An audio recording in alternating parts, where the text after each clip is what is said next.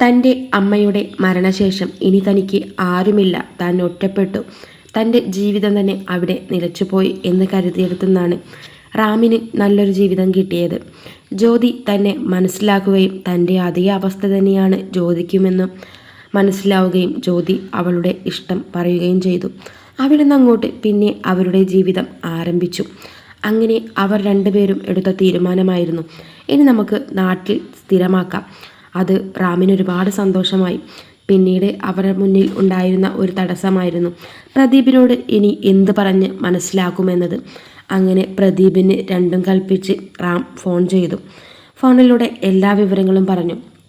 പ്രദീപ് ഒരു നല്ല മനുഷ്യനായതുകൊണ്ട് തന്നെ എല്ലാം ഉൾക്കൊള്ളാൻ അദ്ദേഹത്തിന് കഴിഞ്ഞു. അദ്ദേഹം അവരുടെ നല്ലൊരു ജീവിതം ആശംസിക്കുകയും ചെയ്തു. അതോടെ ആ പ്രശ്നം സോൾവായി. അങ്ങനെ അവർ ഒട്ടും താമസിക്കാതെ റാമിൻ്റെ നാട്ടിലോട്ട് പോയി. റാമിൻ്റെ നാടും വീടും പരിസരവും എല്ലാം ഒരുപാട് ജ്യോതിക്ക് ഇഷ്ടമായി. നല്ലൊരു ഗ്രാമീണത ഉണർത്തുന്ന ഒരു സ്ഥലമായിരുന്നു അത്. റാമിന് ആ നാട്ടിൽ നിൽക്കുമ്പോൾ ഒരേ ഒരു വിഷമമേ ഉള്ളൂ. തൻ്റെ അമ്മ ജീവിച്ചിരിക്കുന്ന കാലത്ത് തനിക്ക് അമ്മയോടൊപ്പം നിൽക്കാൻ കഴിഞ്ഞില്ല. അമ്മയ്ക്ക് ഏറെ ഇഷ്ടമായിരുന്നു ഞാൻ അമ്മയുടെ കൂടെ നിൽക്കുന്നത്.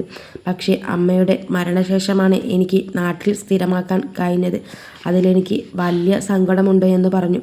ജ്യോതി അമ്മയുടെ കുഴിമാടത്തിനടുത്ത് പോയി ഒരുപാട് കരഞ്ഞ് മാപ്പ് ചോദിച്ചു. അത് കണ്ട് റാം പറഞ്ഞു, കഴിഞ്ഞതെല്ലാം കഴിഞ്ഞു, ഇനി അതിനെക്കുറിച്ച് ചിന്തിക്കേണ്ട.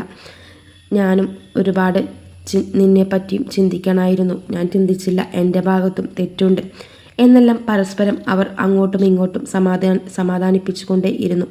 പിന്നീട് നാട്ടിൽ അവർ ജീവിച്ചു. നാട്ടിൽ വെച്ചാണ് ജ്യോതി ഗർഭിണിയാകുന്നതും ഒരു പെൺകുഞ്ഞിന് ജന്മം നൽകുകയും ചെയ്തു. റാമിൻ്റെയും ജ്യോതിയുടെയും മകൾ കീർത്തി. ഇന്ന് ആ കുഞ്ഞിന് 4 വയസ്സായിട്ടുണ്ട്. കീർത്തി, കിങ്ങിണി എന്നാണ് അവർ വീട്ടിൽ വിളിക്കാറ്. അവരുടെ കിങ്ങിണിക്കുട്ടി. കിങ്ങിണിക്കുട്ടിയെ ആ നാടിനും വീടിനും എല്ലാവർക്കും അറിയാം. എല്ലാവർക്കും സുപരിചിതമാണ് കിങ്ങിണിയെ. കാരണം അത്രത്തോളം അവർ ആ നാടുമായി അടുത്ത് കഴിഞ്ഞിട്ടുണ്ട്. റാമും ജ്യോതിയും ഇപ്പോഴും ജോലിക്ക് പോകുന്നുണ്ട്. അവർ നാട്ടിൽ തന്നെയുള്ള കമ്പനികളുമായി ബന്ധപ്പെടുകയും ഇൻ്റർവ്യൂ അറ്റൻഡ് ചെയ്യുകയും അവർക്ക് നാട്ടിൽ ജോലി ലഭിക്കുകയും ചെയ്തു. അവർ ജോലിക്ക് പോകുന്ന സമയം കുട്ടിയെ നോക്കാൻ ഒരാളുണ്ട് കേട്ടോ. അത് വേറെ ആരുമല്ല കേട്ടോ, നമ്മുടെ പോളേട്ടനും ഭാര്യയുമാണ്. പോളേട്ടൻ വിവാഹം ചെയ്യുകയും ചെയ്തു കേട്ടോ. ഇതിനിടയിൽ പോളേട്ടന് റാമും ജ്യോതിയും അവിടുന്ന് പോന്നപ്പോൾ അവിടെ നിൽക്കാൻ വലിയ താല്പര്യമില്ലായിരുന്നു. അങ്ങനെ പോളേട്ടനും നാട്ടിലോട്ട് പോന്നു. അപ്പോൾ പിന്നെ റാമു പറഞ്ഞു, ഇത്രയും വലിയ തറവാട് വീട് ഇവിടെ ഒഴിഞ്ഞു കിടക്കുമ്പോൾ പോളേട്ടൻ എന്തിന് വേറെ താമസിക്കണം? പോളേട്ടനും ഭാര്യയ്ക്കും ഇവിടെ താമസിക്കാമെന്ന് പറഞ്ഞു. ഞങ്ങളുടെ അച്ഛൻ്റെയും അമ്മയുടെയും സ്ഥാനത്ത് ഇവിടെ നിൽക്കാമെന്ന് റാമും ജ്യോതിയും പറഞ്ഞു. അതവർക്ക് വലിയ സന്തോഷമായിരുന്നു. പോളേട്ടൻ ആദ്യമൊന്ന് നിരസിച്ചെങ്കിലും പിന്നീട് പോളേട്ടന് തോന്നി അത് തന്നെയാണ് നല്ലതെന്ന്. ആ വീട്ടിൽ അവരുടെ കൂടെ തന്നെയാണ് പോളേട്ടനും പോളേട്ടൻ്റെ ഭാര്യ ആലീസും താമസിക്കുന്നത്. അവർക്കൊരു വലിയ സഹായം തന്നെയാണ് കേട്ടോ ഇവർ.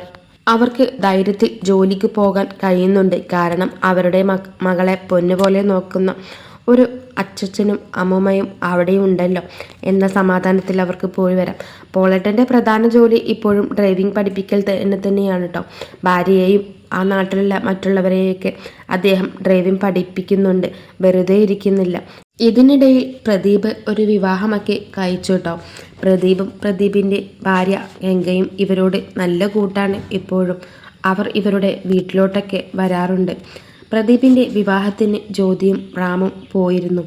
അവർ രണ്ടുപേരെയും പ്രദീപ് പ്രത്യേകം ക്ഷണിച്ചിരുന്നു. ഇന്ന് പ്രദീപും നല്ല സന്തോഷത്തോടു കൂടി തന്നെയാണ് ജീവിക്കുന്നത്. ജ്യോതിയുടെ അച്ഛൻ ഇപ്പോഴും ആ പഴയ തറവാട് വീട്ടിൽ തന്നെയാണ് താമസിക്കുന്നത്. ആ വീടിന് വലിയ മാറ്റമൊന്നും വരുത്തിയിട്ടില്ല. ജ്യോതിയുടെ അനിയത്തിയുടെ വിവാഹം കഴിഞ്ഞതോടുകൂടി അച്ഛൻ അവിടെ തനിച്ചായി. ജ്യോതി ഒരുപാട് തവണ അവരുടെ അടുത്തോട്ട് വിളിച്ചെങ്കിലും അദ്ദേഹം വല്ലപ്പോഴും വന്നു പോവുക അല്ലാതെ അവിടെ സ്ഥിരമായി താമസിക്കാൻ അദ്ദേഹം സമ്മതിച്ചില്ല. അദ്ദേഹം അവിടെ തന്നെ നിന്നോളാമെന്ന് പറഞ്ഞു. അദ്ദേഹത്തിൻ്റെ കാര്യങ്ങൾ നോക്കാൻ അവിടെ ഒരു കാര്യസ്ഥനുണ്ട്. അതുകൊണ്ട് തന്നെ ആ അച്ഛൻ അവിടെ തന്നെയാണ് താമസിക്കുന്നത്. ഇന്ന് ആ അച്ഛൻ ഒരുപാട് സന്തോഷിക്കുന്നുണ്ട്. 2 മക്കളെയും വിവാഹം ചെയ്തു അയച്ചു.